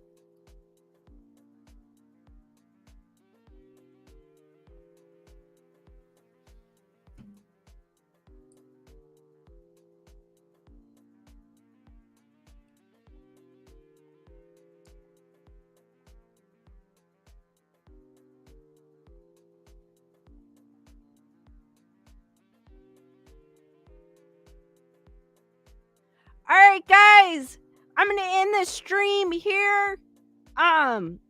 Thank you for joining me. You're automatically going to be rerouted to or redirected to Nerd Report Daily with Lewis on the debate of if Nirvana is a boy band. Guys, thank you for joining me. Stay spooky, and I will see you on the next one, which will be Saturday at 8 p.m. Pacific Standard Time. Good night, guys, and thank you for joining me. See you on the next one.